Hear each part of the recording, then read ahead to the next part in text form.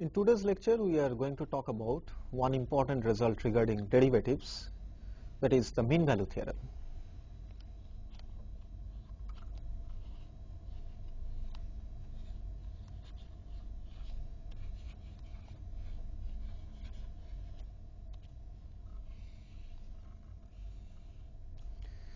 We know what mean value theorem says in one variable. So suppose f is a function from R to R.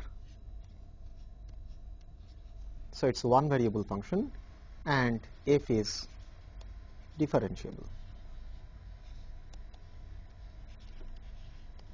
If I choose 2 points x and y, suppose x is less than y, then I know that fx minus fy is equal to x minus y times f prime c, where c lies between x and y. This is the standard mean value theorem.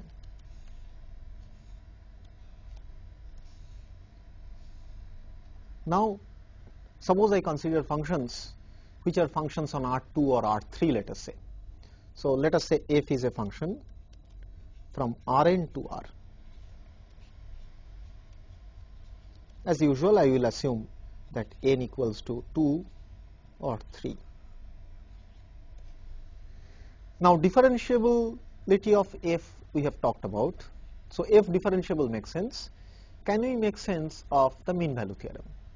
So that is, let us say I am concentrating on 2 dimension. I take a point x naught, which is x naught, y naught.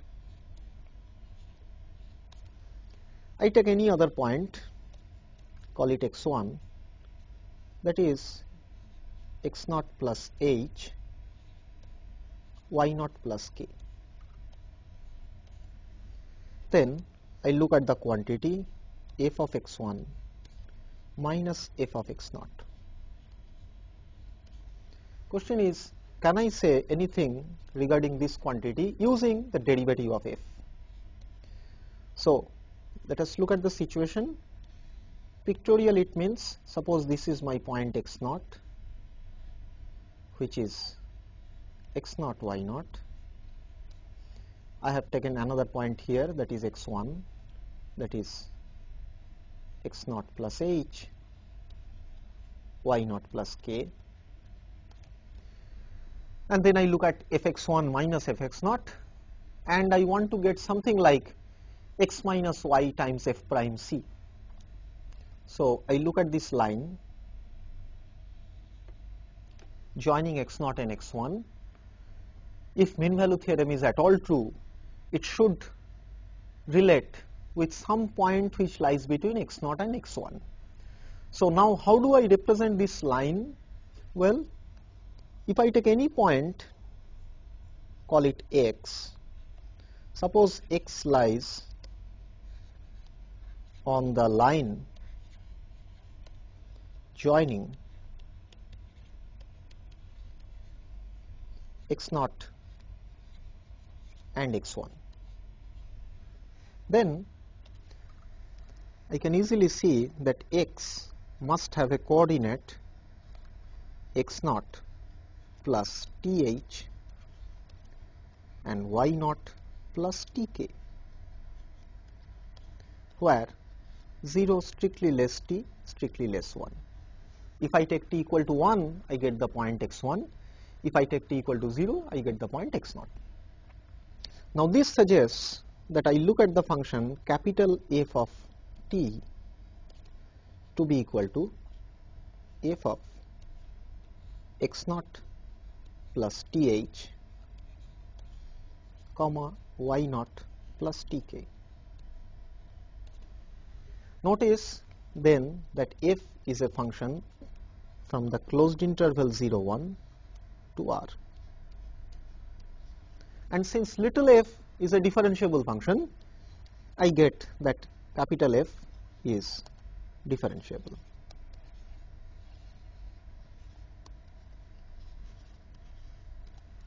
Okay. And notice that little f of x1 minus f of x0 This is capital F of 1 minus capital F of 0.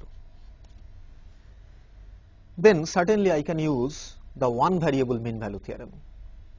That is, this quantity then is f prime little c where 0 less c less 1. Now I want an expression of f prime c. Well, in general, what is f prime t? To calculate that, I can certainly use the chain rule, because capital F is given by composition of two functions. Okay. So f prime t then is del f del x times dx dt plus del f del y times dy dt. So this is dx dt is easy to calculate. What is my xt? Let me note it here. X of t is x naught plus th, yt is equal to y naught plus tk, and capital Ft is nothing but little f of xt yt. So this is the perfect form for applying the chain rule. Now then, what is dx dt? It's a simple calculation to check that dx dt is just th, because xt equal to x naught plus th. So if I differentiate it with respect to t, what I get is h. Similarly, since yt equals to y naught plus tk, if I differentiate it with respect to t, all I get is k. So what I get is h del f del x plus k del f del y. Then what is f prime at c? Now I have to put the points. This is h times del f del x at the point x naught plus ch y naught plus ck plus k del f del y at the point x naught plus ch y naught plus ck. Okay. In a different notation, let capital C denotes the point x naught plus ch and y naught plus ck. Then what is f prime at c?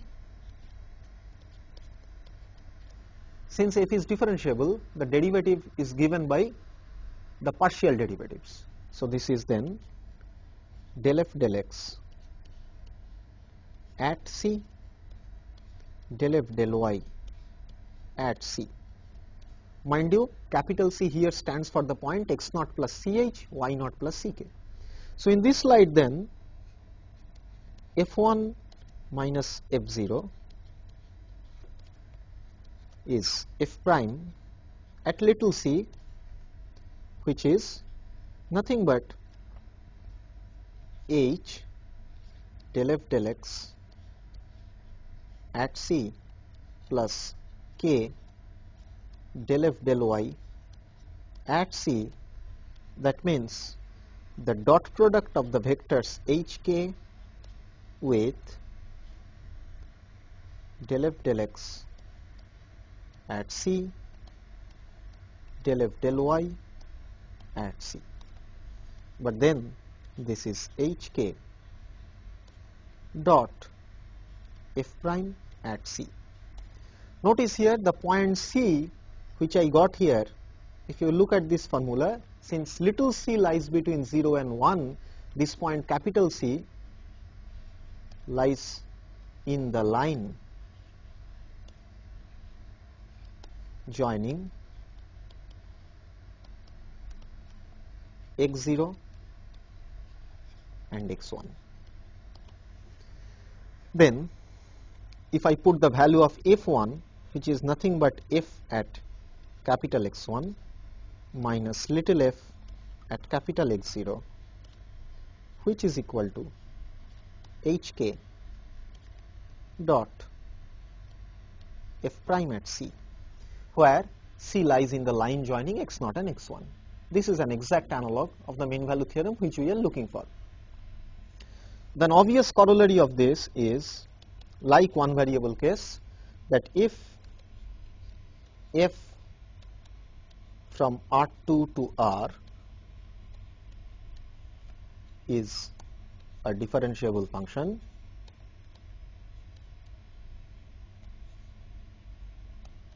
such that if prime is identically equal to 0, then f is a constant function.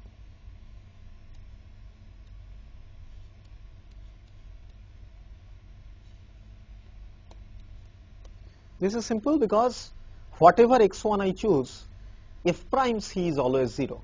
That means f x1 is equal to f x0 for all x1. That precisely means that f is a constant function. So this is a typical use of mean value theorem which we have seen in one dimensional case. It appears in R2 also. Now with the usual definition of derivative in R3, the mean value theorem, the proof of the mean value theorem actually works even on Rn, and you get the exact result, that fx1 minus fx0. In case of 3 dimension, you will get hkt dot f prime c. In higher variables, there will be more variables coming. Okay, so this is what is mean value theorem. Now before proceeding further, we ask a curious question which we will need. For that, first I need a notation.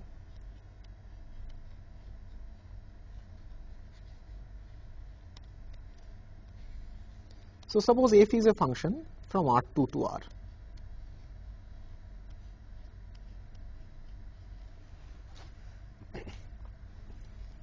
Then first I know what is del f del x, that is the partial derivative, whose notation I say is fx. Then del f del y, whose notation I say is fy. Then I can also look at del del y of del f del x, because del f del x again is a function of 2 variables. So I can look at the partial derivative now with respect to y. This I denote by fxy. Similarly, del del x of del f del y, this I denote by fyx. So if x comes first from the left hand side, that means the first partial derivative is with respect to x. If the second one is y, that means I am looking at the second partial derivative with respect to y.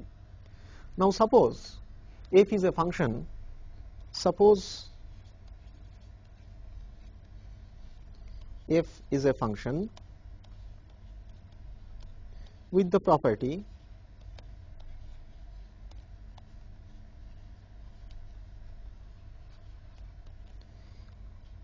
fx, fy, fxy, fyx exist. So this is a question we are going to see. So suppose f is a function with the property that the partial derivatives exist, fx, fy, fxy and fyx. Is it true that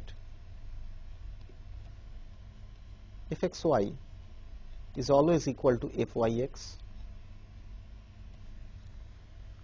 These are called mixed partial derivatives. So first I look at the partial derivative with respect to x, then I look at the partial derivative with respect to y. On the other hand, now I first look at the partial derivative with respect to y and then with respect to x. Do I get the same result? Well, the answer is in general no. Okay, let us see an example which illustrates that.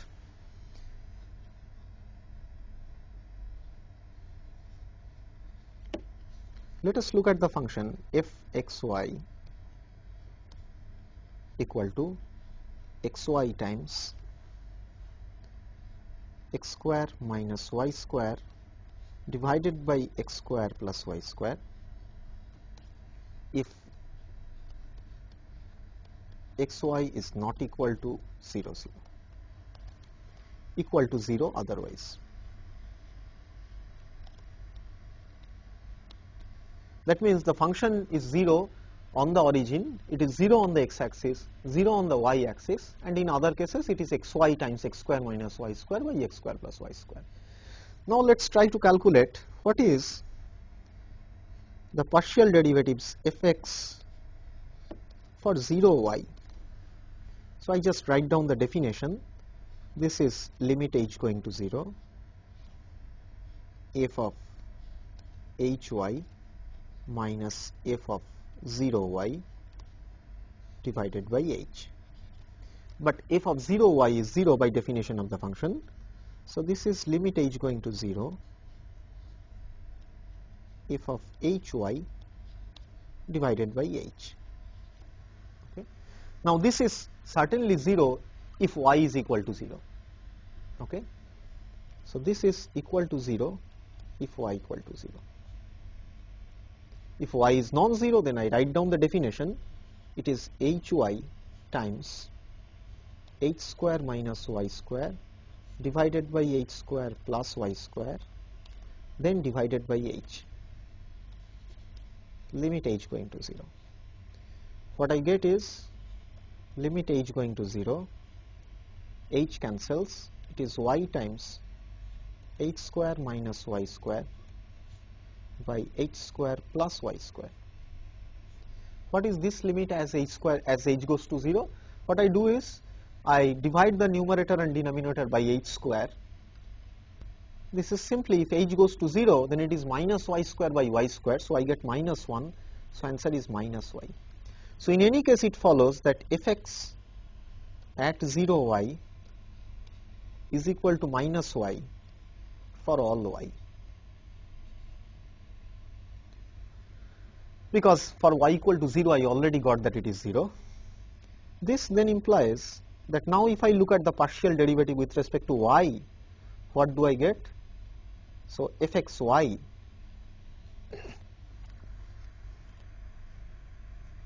at 0, 0 is certainly equal to minus 1. Okay? Because the function is minus y, if I look at its derivative, doesn't matter where, I always get minus 1. So fxy at 0, 0 is minus 1. Now let us look at what is fy at x 0. By definition then this is limit h going to 0, f of xh minus f of x 0 divided by h. This is then limit h going to 0, assuming that x is non-zero, it is xh divided by h into x square minus h square by x square plus h square. This is if x is not equal to 0. This is 0 if x equal to 0. So if x is not equal to 0, then in this case the above limit, clearly h cancels each other, x remains, and in the bracket I can just put h to be equal to 0, what I get is 1. So this is turning out to be x for all x in R. As a result, now I look at the derivative with respect to x, which is fyx, that at 0, 0 turns out to be equal to 1.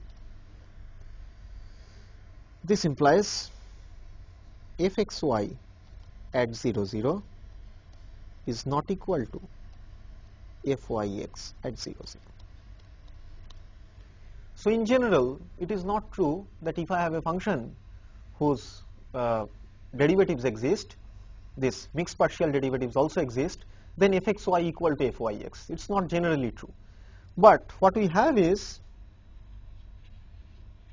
that in most cases which concerns us, this would be true by the following theorem. So it says that if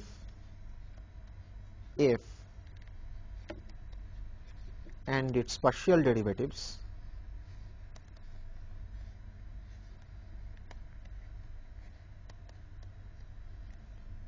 that is fx, fy, fxy, fyx are defined and continuous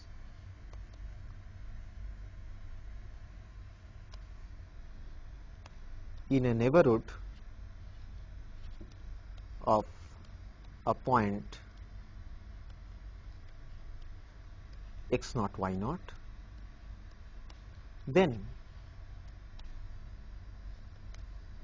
fxy at x naught y naught is same as fyx at x naught y naught. Okay. So, only thing which can go wrong is continuity of the partial derivatives. If you lose that, then the mixed partial derivatives may not be same. But if all the partial derivatives are continuous, then the mixed partial derivatives are also same. So, we are more almost all the time going to work with the cases when all these partial derivatives are continuous. Okay. So, with this in mind, now we are going to extended mean value theorem.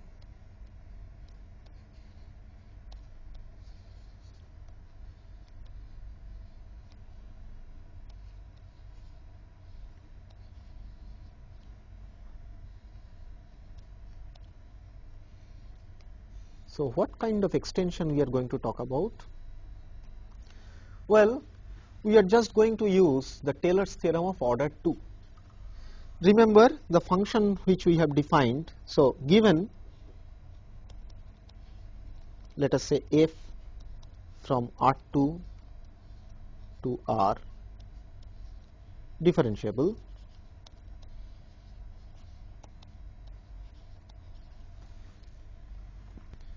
and second order partial derivatives, that is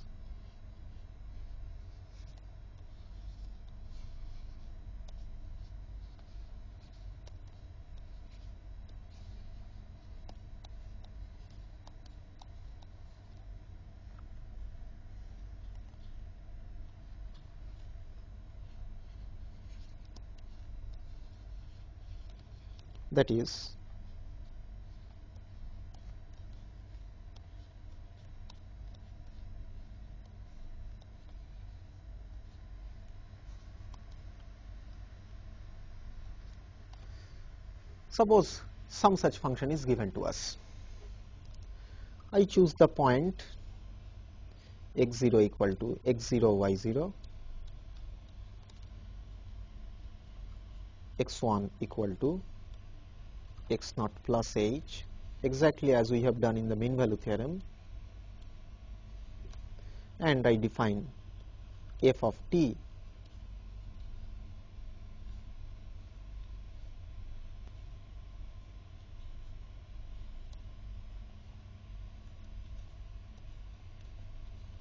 sorry, I have k here.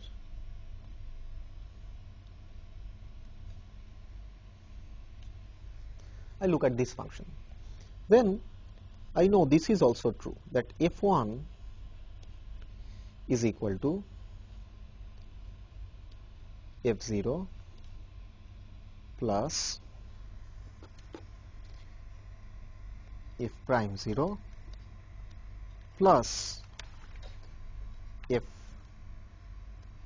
double prime c into 1 by factorial 2, where 0 less c less 1. Okay. This is the second order Taylor's theorem.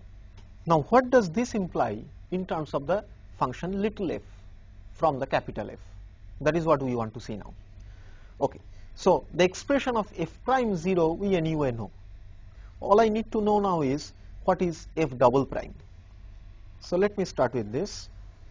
So, what was f prime t? It was h fx plus k fy. So, f double prime t then is, now I have to differentiate again fx and fy. Okay, so it is h times, I will write, it is h f xx plus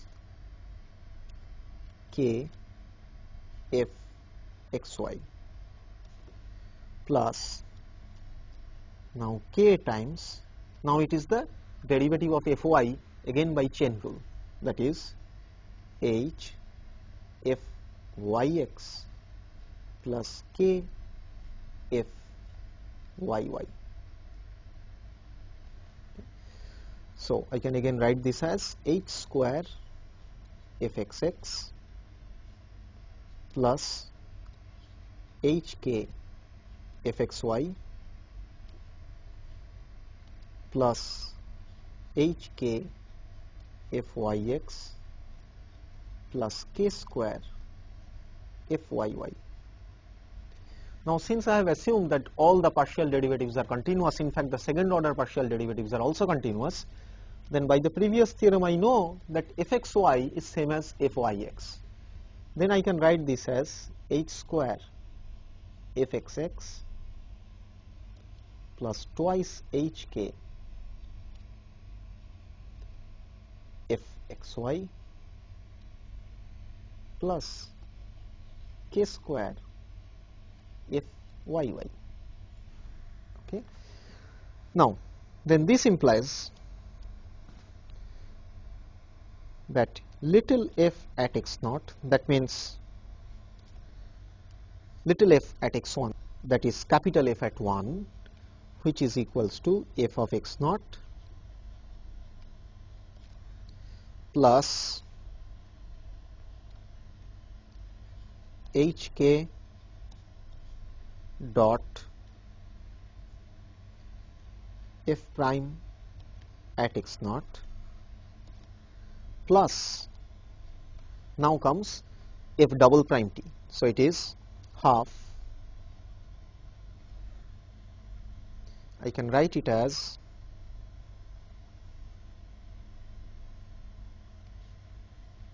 h square fxx plus twice hk fxy plus k square fyy at a point capital C, where capital C is equal to x naught plus ch comma y naught plus ck. Okay. Now to write it in a different form, I again use some notation. What I do is, I look at this 2 by 2 matrix fxx, fxy, fyx, fyy. Okay, I apply it on the vector hk. What do I get? Just think of this as numbers, okay, because at the point C, if I am evaluating, these fxx, fxy, fyx and fyy are indeed numbers. So what I get is h fxx plus k fxy comma h fyx plus k fyy. Suppose I now take the dot product of this with hk. So hk dot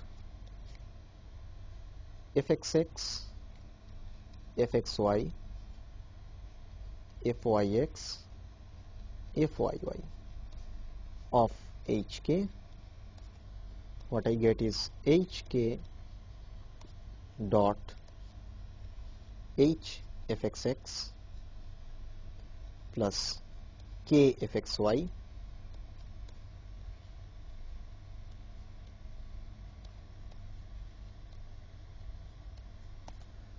what I get is h square fxx plus hk fxy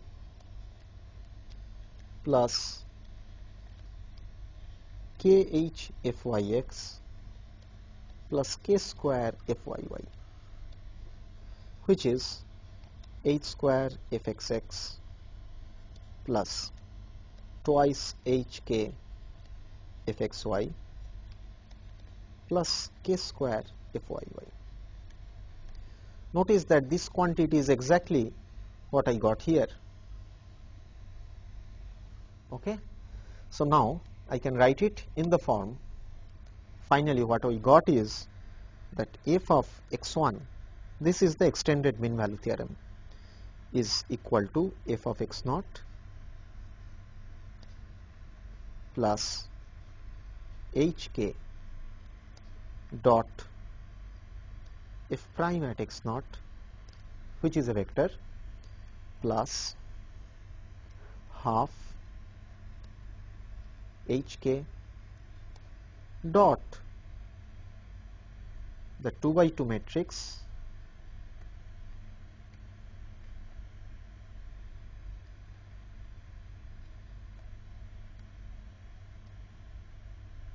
applied on the vector hk. So where is the role of the point C? Well, the matrix has to be evaluated at the point capital C.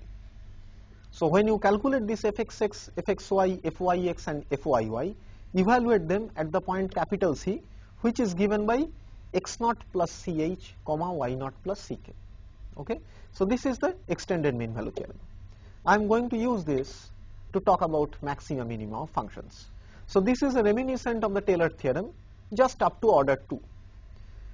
If you try to go to the Taylor's theorem of order n, then the only complication which arises is you have to calculate capital Fn of t. That means the nth derivative of capital F. In the second case, I got so much of complications. If you go for higher n's, of course it can be calculated, but that form exactly we don't need, and you know conceptually what it means. That you look at the function capital F, look at the nth derivative of that, and that put them in the one variable Taylor's formula. What you get is the two-dimensional Taylor's theorem. Now notice that suppose I am on R2,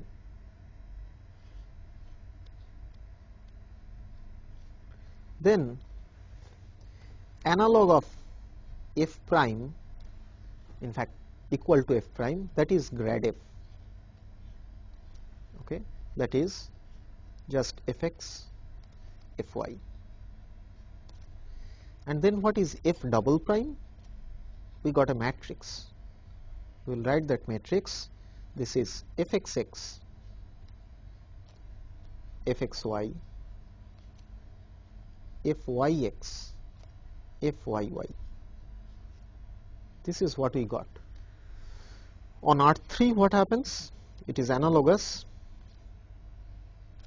that f prime again is given by grad f, that is fx, fy, fz, and analog of f double prime. Here in this case it turns out to be a 3 by 3 matrix, which you can easily calculate. It is fxx, fxy, fxz, then fyx, fyy, fyz, then fzx, fzy, fzz. This is called the Hessian matrix.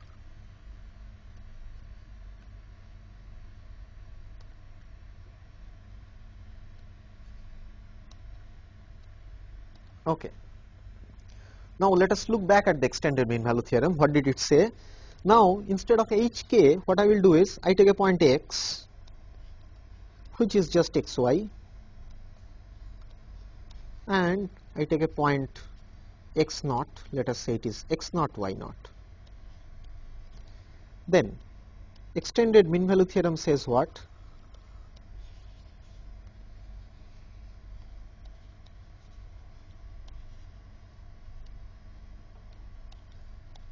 It says there exist a little c between 0 and 1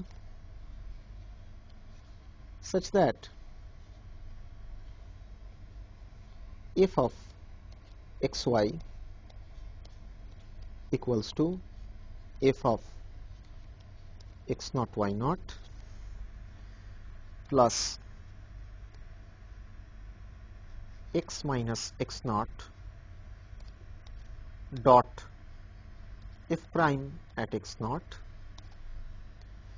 plus half, I write this portion here, little x minus x naught square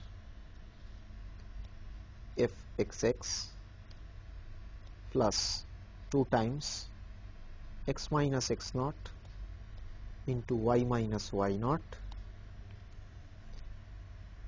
into fxy plus y minus y naught square times fyy. This whole portion is at capital C, where capital C is equal to x naught plus, where C equal to x naught plus little c into x minus x naught, comma y naught plus little c y minus y naught. Okay. That is, the partial derivatives which are involved in the last expression, they have to be evaluated at the point capital C. Now let me define t of xy to be the first line. That is, this is equal to f of capital X naught plus x minus x naught dot f prime at x naught. Once I do this, then let me see what is f of xy minus txy. So this then is less than or equal to half, because I am looking at a neighborhood of xy where all these partial derivatives, they are continuous, so they are obviously bounded. So it is less or equal to some constant b times mod x minus x naught plus mod y minus y naught whole square, okay, which certainly goes to 0 as xy goes to x naught y naught. Okay. Now notice that z equal to txy is just the equation of the tangent plane, is the tangent plane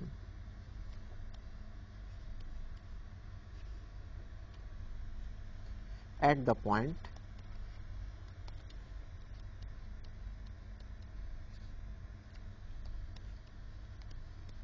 x naught y naught for the surface z equals to fxy. So the extended mean value theorem actually tells me that if I look at the surface z equal to fxy, then the plane z equal to txy, which is defined by this formula, actually best approximates the surface at the point x naught y naught. That is why this plane was called tangent plane.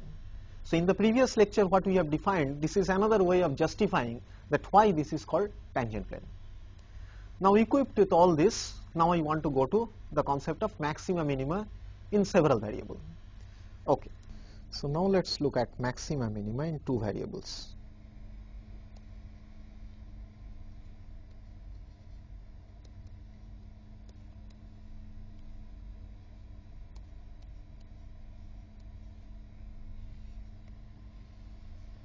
So what do we mean by maxima minima in R2?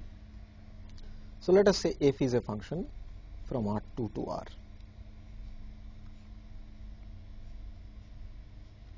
Okay, and let us choose a point x naught y naught. belonging to R2. Now I want to say, when is x naught y naught a local maximum? What does that mean?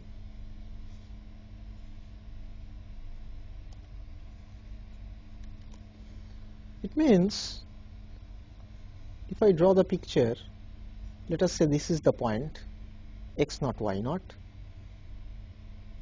Let me denote it by capital X naught. Then there exists a disk around this point x naught, such that if I call that disk D, so there exists a disk D around x naught, such that for all xy in this D, f of xy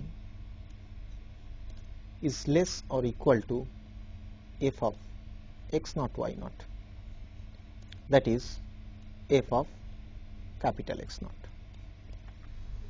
In one variable we said that a point x naught is called local maximum if there exists an interval around that point such that for all xy in that interval f of x is less than or equal to f of x naught. In 2 dimension, in R2, instead of the interval we say a disk. The rest of the concept is same, that if you concentrate on that disk there, for all the other points except the point x naught y naught, the value of the function is less than or equal to f of x naught y naught. So now you obviously understand what do we mean by saying that something is local minimum. Local minimum means f of xy is bigger than or equal to f of x naught y naught. This is the criteria for local mean. Okay. Now the point is how to get hold of these points using derivatives, because here we have to deal with either partial derivative or the 2-dimensional derivative. 1-dimensional derivative will not work, but we will see that 1-dimensional derivatives are not completely useless in this situation either. So what we do is, let us say this point x naught is, let us say, local maximum. So let us say x naught is local maximum.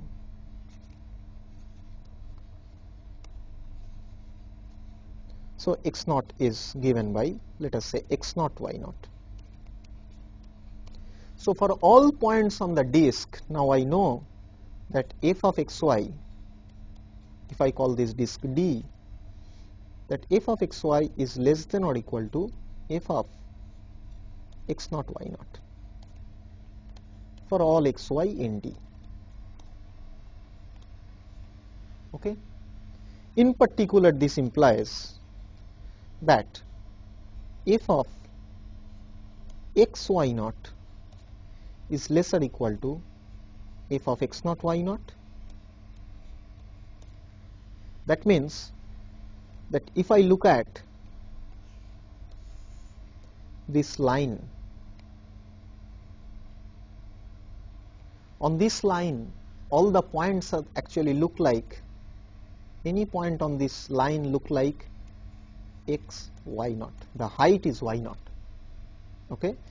Now if you notice the left hand side, that is here, this is a function of one variable, and for that one variable function f of x naught y naught, now y naught is fixed, is a local maximum because I got an interval.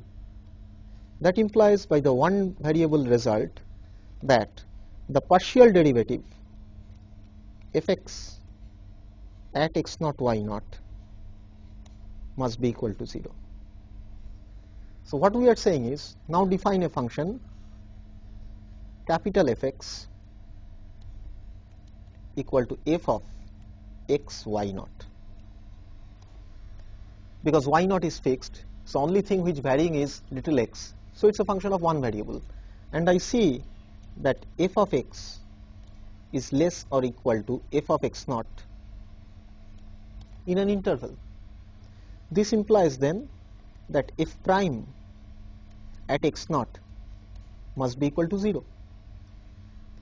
But since I know fx, capital Fx is little fx y naught, capital F prime x naught is nothing but fx at x naught y naught. That is why I got the condition that fx at x naught y naught is 0. Now the same argument applies on this line also. This is where the x coordinate is constant, only y is varying. So I define now, let us say gy, that is f of x naught times y. Then I know that g of y is lesser equal to g of y naught, because for every point xy on the disk, f of xy is less than or equal to f of x naught y naught. So this gy naught, g achieves its maximum at y naught. So gy is lesser equal to gy naught. So again the one variable result implies that g prime at y naught is 0. But then this would imply, since I know that the form of gy is just fixing the first coordinate of f, this would then imply that fy at x naught y naught is 0. So what we have achieved here is as follows. Let f is from R2 to R,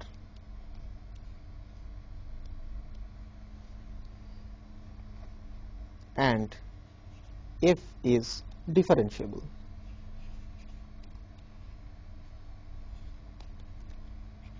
So that would automatically imply that the partial derivatives at least exist.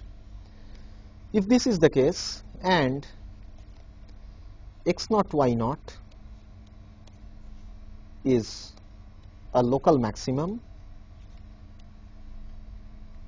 or it will equally work with local minimum, then fx at x naught y naught equals to fy at x naught y naught equal to 0. So this is analogous to the case that to find the extremum, you always look at the solutions of f prime x equal to 0. In 2 dimension, what you have to do is you have to look at the partial derivatives fx and fy and look at their common 0. Okay? But this is a necessary condition. It's not sufficient, exactly like the one variable case. That is, if fx and fy both vanish at a point, is it a maximum or a minimum? So we look at an example for that.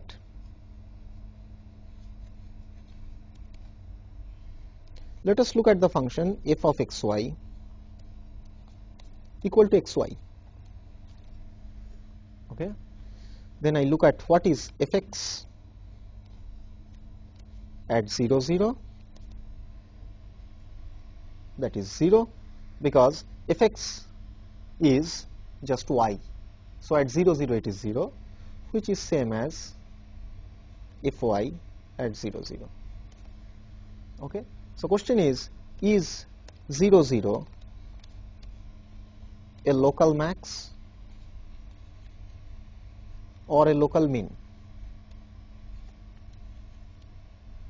The answer is, it is neither a local maximum nor a local minimum, because if I take x bigger than 0, y less than 0, then f of xy is strictly less than 0. And if I take both of them to be bigger than 0, then f of xy is strictly bigger than 0. But now again, this is the point 0, 0.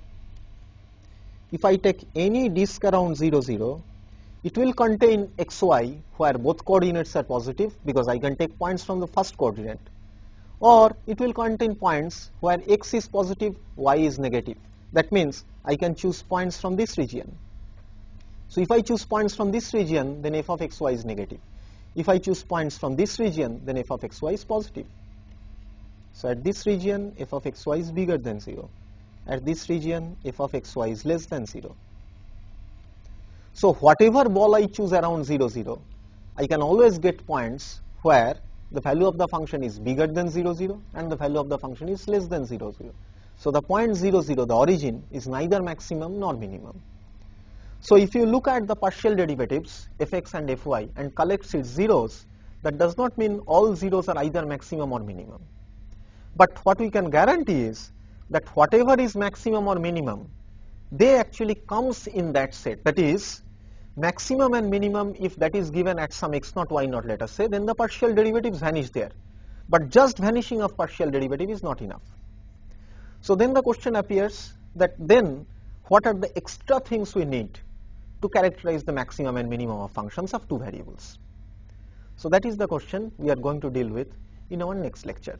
So that would be the analog of the double derivative test as we do in the one variable case. But that is for the next lecture.